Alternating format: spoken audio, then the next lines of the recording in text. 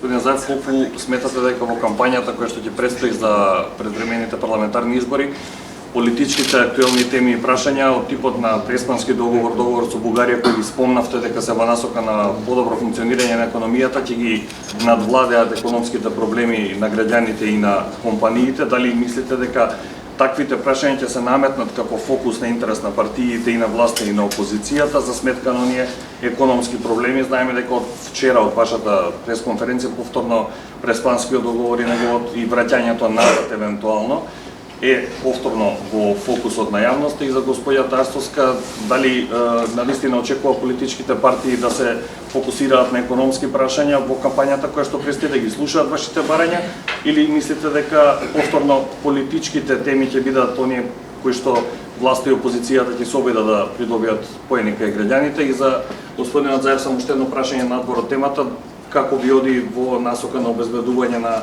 двотретинско мнозинство за законот за јавно обвинителство? Благодарам на прашањето. Еве, јас морам да кажам дека се согласувам прво заради тоа што дојдовме до еден стадиум како држава, политичките прашања се решени во државата. Само треба да ги одржуваме, негуваме, нивната имплементација е важна. Не може ние политичарите да не ги спомниме. За мене е ризик уништувањето на Преспанскиот договор. Прво затвараме еден нов сосед, повторно со проблем, можно ново вето, ретроградни процеси, кавги со соседите или слично. И затоа секој пат ќе го спомнувам, заради тоа што за мене барем беше потребна сериозна храброст да се постигне тој договор, ама на крајот е заради економија. Заради економски стандард, заради можност за нови соработки со Грција и со светот и така натаму и така натаму. Не случајно 85% од нашиот народ е за интеграциите во Европската унија и НАТО, заради тоа што тоа носи пред се и економски бенефити, меѓу другото најповеќе економски бенефити за државата. Јас ќе одам со економскиот вокабулар. Јас барам чист мандат за да покажам на економски план. Јас сум економист, доаѓам од реалниот сектор. Практиканството мое сум го пробал и во овие 2,5 години, каде што сум среќен што успеавме од негативни ставки на минус 1,8 да дигнеме на 3,6. Секако не смееме и не треба да бидеме задоволни.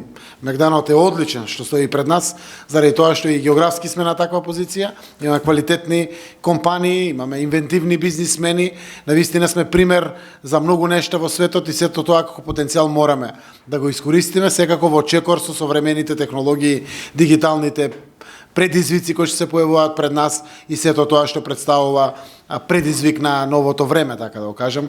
Лично ќе се посветам со огромна доминација на економијата, за да има вистински економски надпревар помеѓу политичките субјекти. Заради тоа што, уште еднаш кажувам, две работи се тие што ќе бидат доминантни во следниот 4-годишен период. Економија и трансформација севкупна на нашето општество. Но и таа трансформација севкупна е заради економија на крајот на денот. Од кога ги прашите граѓаните кога барат правна држава, барат од аспект дека тоа подобрува економски живот за граѓаните. Кога барат подобро образование, на крајот е пак заради економија.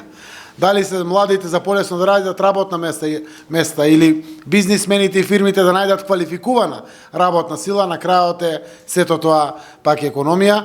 Навистина стадиумот до кој што стигна нашата земја е да зборуваме за економијата и јас верувам дека ќе бидеме паметни пред се политичарите на големите политички партии да зборуваат со преку 70% во периодот што предстои пред нас за економијата, идеите, моделите, инвентивноста наша, колку повеќе бидеме креативни, колку повеќе збор ќе земеме пред деловните луѓе во економијата, а верувам дека тоа ќе направи еден бустинг, еден притисок севкупен за идните имплементации на економските мерки кои што ќе произлезат од оние што ќе ја добијат власта секако, но и опозицијата е исто така важна во сите овие сегменти.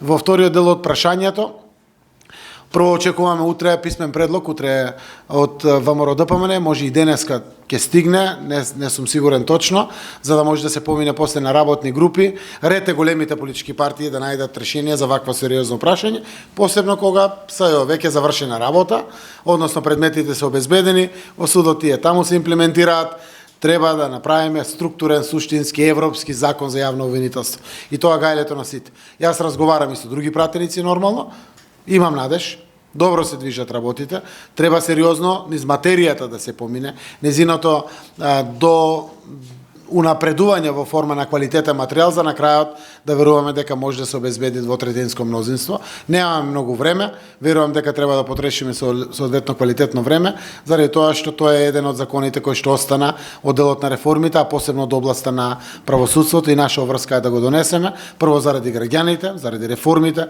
заради таа трансформација што очекуваме во иднина, но секако би била и одлична алатка плюс како аргумент пред земјите членки на Европската унија при нивното следно одлучување.